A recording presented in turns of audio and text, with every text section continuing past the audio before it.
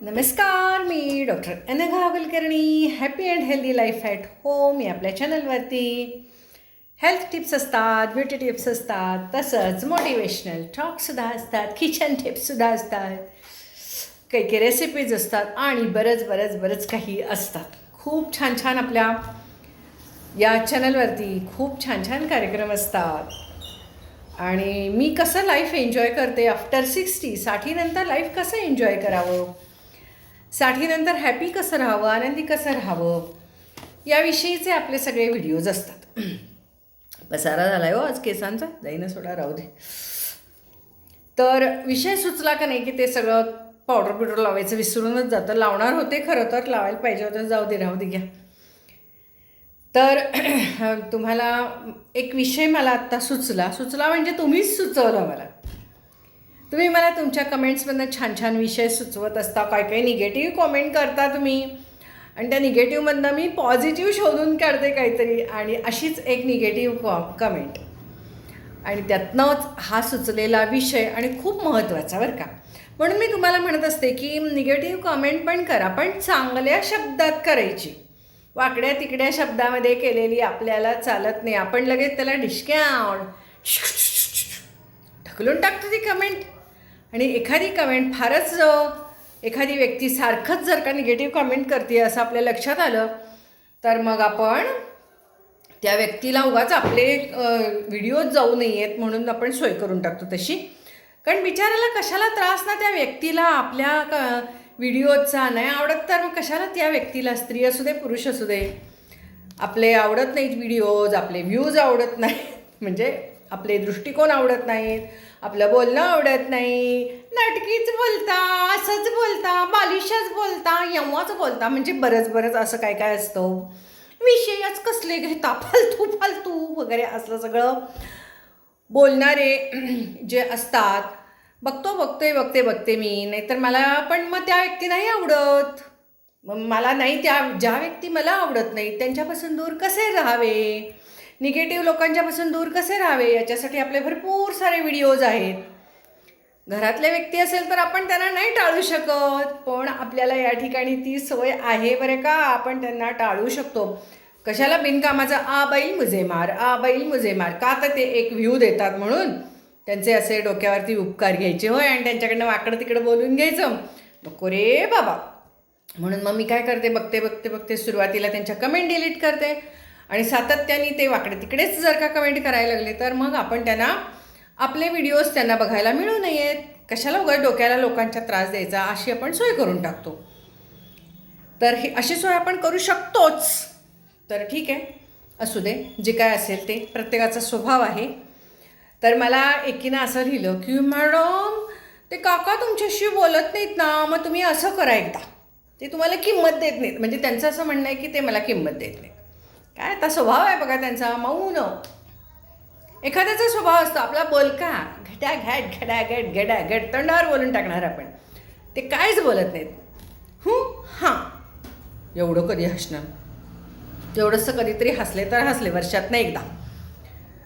आणि 1-2 वाक्य बोलतात रोज दिवसभरात, नका असं काय बोलत नाही, तसं नाही, दिवसातनं 2 वाक्य नक्की बोलतात. आणि माझ्या एक लक्षात आलं बरं का की हे जे आहे, मी जेव्हापासून काका चॅनलवर तुम्हाला दिसायला लागले तेव्हापासून बऱ्याच जणींच्या लक्षात आलं की आपल्याही घरातले काका असलेच आहेत. तर मग बायका स्वतःहून व्यक्त व्हायला लागल्या. आणि तरुण मुली असतात की नाही, तर त्यांना ते खपत नाही, किंवा काही इगोइस्टिक बायका असतात, अहंकारी, कारण की त्यांना घरातलं त्यांचंच खरं असं म्हणणारी माणसं भेटलेली असतात. सासू सासरे, पुन्हा नवरा, त्यांचंच ऐकणारं भेटलेलं असतं, आणि त्यांना ती सवय लागलेली असते स्वतःचंच खरं करून. आणि मग त्यामुळं मग अशी काही अहंकारी असतात, त्यांचा अहंकार फुलतो, आणि त्यांना असं जेव्हा बघतात ते की काका फारसे कधी बोलत नाहीत, मी आपली बोलत असते वगैरे, तर त्यांना ते आवडत नाही. ते म्हणतात नाही छे हे काही नाही, बरोबर नाही आहे. तर एकीनं मला लिहिलेलं आहे, मॅडम तुम्ही असं करा, काही दिवस तुम्ही बाहेर जा, यूज नका काकानी फोन करेपर्यंत, म्हणजे त्यांना तुमची किंमत कळेल. काही याडबेड लागले काय, याड लागलं काहीतरी असं वागायचं नाही बरं का. बायका वागतात तसं. बायका काय करतात माहिती का, की आपली घरामध्ये किंमत कळावी. अगदी लग्न झाल्यावर तर मुली असं बऱ्याच वेळेला करत असतात. मुलं नाही जात ते घर सोडून सोडून माहेरी स्वतःच्या, हां, पण मुली मात्र लगेचच माहेरी जातात. वेगळं राहत असल्या तरीसुद्धा असं करतात बरं का. आपलं नवरा ऐकत नाही, आपलं सासू ऐकत नाही, आपल्याला घरात किंमत नाही, येऊ नाही तेऊ नाही. काहीतरी मनाविरुद्ध घडलं की लगेचच उचलायची बॅग चालल्या माहेरी. बायकांना ही फार घाणेरडी सवय आहे. मी तुम्हाला एक सांगते, हे बघा, बऱ्याच ठिकाणी मानसिक त्रास देत असतात लोक. मानसिक त्रास बऱ्याच ठिकाणी देत असतात. सासरी मानसिक त्रास होत असतो. आता माहेरी मानसिक त्रास असला तर तुम्ही कुठे जाता का? नाही ना जात. तर मग सासरी जेव्हा मानसिक त्रास असतो त्यावेळेला लगेचच मुली माहेरी जातात. मी काय म्हणते, हे बघा, शारीरिक काही त्रास असेल, अत्याचार होत असेल तर नक्की जरूर त्यावरती आवाज उठवलाच पाहिजे. पण समजा मानसिक कोणी काही असं तुमचा अहंकार दुखावतं आहे, तुमचं ऐकत नाही वगैरे वगैरे, तुम्हाला कोण किंमत देत नाही, तुम्ही खूप काम सारं करत असता घरामध्ये, तरीसुद्धा तुमचं कोणी कौतुक करत नाही. ना सासू सासरे कौतुक करतात, ना नवरा करतो, ना नणंद करते, ना मुलं करतात, ना सुना करतात. असं बऱ्याच वेळेला होत असतं. तर अशा वेळेला बऱ्याच वेळेला बायका एक विचार त्यांना येतो की आपण आपलं बॅग घेऊन बाहेर जावं आपल्या माहेरी. म्हणून बॅग घेऊन माहेरी जाणे हा प्रकार फार कॉमन आहे बायकांच्यामध्ये आणि पॉप्युलर आहे. पण तो अजिबात चांगला प्रकार नाही. सुरुवातीला जेव्हा तुम्ही घरी जाता माहेरी, तेव्हा कदाचित तुमचं कौतुक होईलही, कौतुक करतही असतील. परंतु सारखी माहेरी येणारी ही जी मुलगी असते ती माहेरच्यांना आवडत नाही, लक्षात ठेवा. आणि मी तर तुम्हाला नेहमीच म्हणत असते की स्वतंत्र राहावं, माहेरी राहायचं नाही.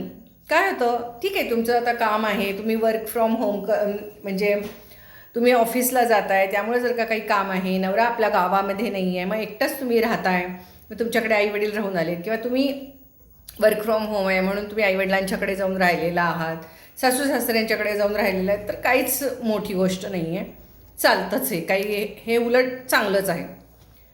पण जर का तुम्ही चिडून नवऱ्याशी भांडून माहेरी गेलात, सासूशी भांडून माहेरी गेलात, तर सुरुवातीला माहेरी तुमचं कौतुक होतं आणि मग माहेरचे मग काही दिवस वाट बघतात आणि मग बरं का, की मग माहेरचे सासरी निरोप पाठवायला सुरुवात करतात. सासरचे विचार करत नाहीत फारसा बोलवायचा, कारण त्यांचं म्हणणं असतं स्वतःहून गेली आहे तर स्वतःहून येऊ दे. कधी बोलवतात माहिती आहे का सासरचे, जर का सासरमध्ये काम अडत असेल, सासूला स्वयंपाक जमत नाही आहे, सासूला उठता बसता येत नाही आहे, सासूचे सांधे आकडलेत, किंवा घरात कोणतरी आजारी पडलं आहे, किंवा कामाला माणसं येत नाही आहेत, आणि अशा वेळेला मग सुनेची आठवण येते आणि मग ते बोलवून घेतात की ये बाई ये. किंवा समजा मुलं आहेत आणि सून गेली निघून, तर मग ते सासूला सगळं झेपत नाही आणि मग ते म्हणतात ये बाई तुझ्या मनासारखं करू ये.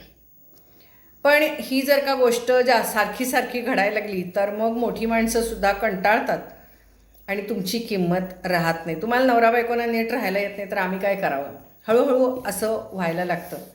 जोपर्यंत सासू सासऱ्यांना आईवडिलांना जमतंय तोपर्यंत ते हौशीनी करतात, आणि ज्या वेळेला त्यांना स्वतःला वैयक्तिक शारीरिक त्रास काही सुरू होतात किंवा आर्थिकदृष्ट्या काहींना जमत नाही, हे आलेली नवीन जबाबदारी, किंवा घरात सून आणि मुलगा असेल तर मग ते म्हणतात ही नणंद किती दिवस येऊन राहणार, आणि ह्या येऊन घरामध्ये भांडणं लावतात वगैरे. ह्या सगळ्या गोष्टी एकदा सुरू झाल्या की मग जी बाई घरी माहेरी गेलेली असते बॅग घेऊन सासरच्यांना धडा शिकवायला, तिची किंमत राहत नाही. तर हे यातला काही सिरियस भागसुद्धा असू शकतो, पण बऱ्याच वेळेला यामध्ये सिरियस काहीच नसतं. 90% वेळेला केवळ कसं असतं की मुली माहेरी लाडात वाढलेल्या असतात, त्यांना काहीच कल्पना नसते की आपल्याला सासरी जाऊन कसं वागायचं आहे, सासरी जाऊन आपल्यावरती जबाबदाऱ्या पडणार आहेत, किंवा सासरी गेल्यावरती आपल्याला सगळ्या लोकांना धरून घेऊन जावं लागणार आहे. कदाचित थोडंसं आपल्याला कमीपणासुद्धा तिथे मिळायची शक्यता आहे. आपलं कोणी तिथे कौतुक करणार नाही. जसं माहेरी प्रत्येक गोष्टीचं कौतुक होत असतं. जरा आजारी पडलं की आई म्हणते बस बाई जरा, दमून आली की म्हणते आई बस बाई जरा, असं आई कौतुक करत असते. घरातले सुद्धा कौतुक करत असतात. बऱ्याच वेळेला जॉब करत असेल तर भाऊ सोडायला येत असतो कोपऱ्यापर्यंत, किंवा ट्रेनला किंवा बसला असं भाऊ सोडायला येत असतो, किंवा वडीलसुद्धा सोडायला येत असतात बऱ्याच वेळेला. परंतु जेव्हा सासरी मुलगी जाते त्यावेळेला तिने ह्या सगळ्या गोष्टी मॅनेज कराव्यात अशी अपेक्षा असते. आणि एवढं सगळं काम मुलींना, खरं तर मी चिक्कार ठिकाणी असं बघितलेलं आहे की मुली लग्न झाल्यावरती त्यांना ते असं पहिले काही 8-15 दिवस छान गोडीत जात असतील, पण नंतर घरचं काम सकाळपासून रात्रीपर्यंत, आणि त्या ठिकाणी स्त्री म्हणून त्यांना वावरायचं असतं. गृहिणी तिनं बनणं अपेक्षित असतं. म्हणजे एक मुलगी म्हणून तिचा जो रोल असतो तो लग्न झालेल्या क्षणाला संपतो. ती मुलगी राहत नाही आणि तिच्याकडनं पूर्ण सगळ्या अपेक्षा केल्या जातात. सगळ्याच अपेक्षा. एक म्हणजे लग्न झाल्यानंतर 30-40 वर्षांनी ती सासू जशी राहत असते तशीच हिनं एकदमच राहावं पहिल्या 10-15 दिवसामध्येच, अशी तिच्याकडनं अपेक्षा केली जाते. तिचं कौतुक होत नाही, तिला उठ बस कोणी म्हणत नाही, तिच्या हातात कोणी काही नेऊन देत नाही. ती दमलेली असली तरी तिच्याकडनं कामाची अपेक्षा केली जाते. आणि एवढं सगळं होऊनसुद्धा पुन्हा रात्रीचं नवरा बायकोचं सहजीवन हे सुद्धा सगळं नवीनच सगळ्या ह्या झालेल्या गोष्टी असतात. आणि त्या मुलींना झेपत नाहीत बऱ्याच वेळेला. शारीरिकरित्या झेपत नाहीत, मानसिकरित्या झेपत नाहीत, अपमान वाटतो, त्यांचा अहम दुखावला जातो, बऱ्याच गोष्टी अशा व्हायला लागतात, त्रास व्हायला लागतो. आणि मग त्यामुळे बऱ्याच वेळेला मुली अशा घरी येतात. मी तर एका मुलीला असं बघितलेलं आहे की लग्न झालं आणि 5व्या दिवशी जी आली ती म्हणली मला ते काय आवडलं नाही. सगळं नवरा तिला लग्न छान वाटलं, सगळं छान वाटलं, पण ते सुहागरात प्रकरण तिला काही झेपलं नाही. ती म्हणली आहे मला काही ते आवडलं नाही, मी काय परत जाणार नाही. आणि तिनं नवऱ्याला रोज फोन करायचा, नवऱ्याशी गप्पा मारायच्या, बोलायचं, पण ती संध्याकाळनंतर नवऱ्याबरोबर राहायला तयार नाही आहे ती. आता त्याच्यातनं कसा मार्ग काढायचा ही किती मोठी गोष्ट आहे. असं ह्या सगळ्या गोष्टी होत असतात. आणि कसं होतं माहिती आहे का की लेडीज डॉक्टर म्हटलं ना की ह्या सगळ्या गोष्टीसुद्धा कळत नकळत आमच्यापर्यंत येतातच. मग ते पेशंट नसते ती मुलगी, तिला घेऊन येतो पेशंट, आमच्या नेहमीचं पेशंट असलेलं, की तिला काहीतरी समजून सांगा. काय सांगणार सांगा समजून. कारण की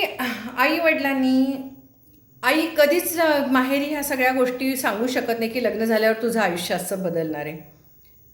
आणि खरं तर पुरुषालासुद्धा सांगायला पाहिजे की तुझंही आयुष्य बदलणार आहे, तुलाही स्त्रीला सन्मान द्यायला लागणार आहे. इतके दिवस कसं तू आईला कसंही वागवत होतास तसं वागवून चालणार नाही, स्त्रीला सन्मान द्यावा लागणार आहे. आई सगळ्या गोष्टी मान्य करत होती, आई आपलं माझं कुक्कुलं बाळ म्हणून वागवत होती, पण तसंच बायको वागवणार नाही तुला. ह्या सगळ्या गोष्टी आईने पण सांगायला पाहिजेत.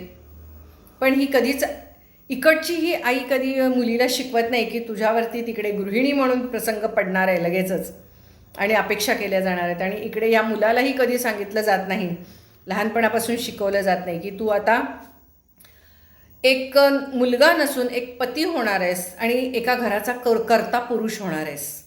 हे कधीच लहानपणापासून ह्या गोष्टी खरंच शिकवल्या गेल्या पाहिजेत प्रत्येक घराघरामधून. पण ती पापा की परी होते आणि हा आपला मम्मी का बेटा, लाडला बेटाच राहतो. नवरा म्हणणारा म्हणजे काय म्हणतात ना, ममाज बॉय असा हा मुलगा राहतो. ती पापा की परी असते. आणि मग हे परी आणि ममाज बॉय ह्या दोघांचं पटत नाही आणि मग ते घर सोडून जाणे हा प्रकार सारखा सुरू होतो.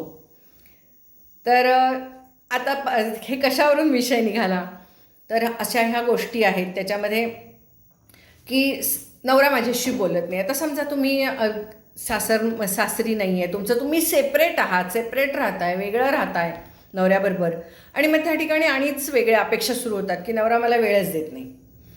कारण की कसं सासरी जरा तरी असताना वेळ मिळत होता नवऱ्याला, पण आता कसं होतं की त्या नवऱ्याला अजिबात वेळ मिळत नाही. आणि लग्न झाल्यानंतर लग्नाआधी जो असा एक प्रियकर असतो तो लग्नानंतर प्रियकर होऊच शकत नाही, कारण की त्याच्यावरच्या असणाऱ्या जबाबदाऱ्या किंवा त्याचा असणारा कामाचा लोड तो त्याच्यामध्ये मग्न होऊन जातो. आणि दुसरी गोष्ट म्हणजे त्याला बायकोपेक्षा मित्र हे प्रिय असतातच, त्यामुळे तो बायकोला वेळ देणे ह्या गोष्टीला तेवढं महत्त्व देत नाही.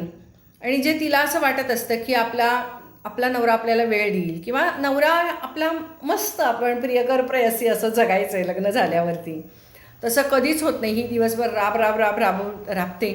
नवरा आपला फक्त जेवणा खाण्यापुरता आणि नंतर रात्री सहजेवण एवढ्यापुरताच राहतो.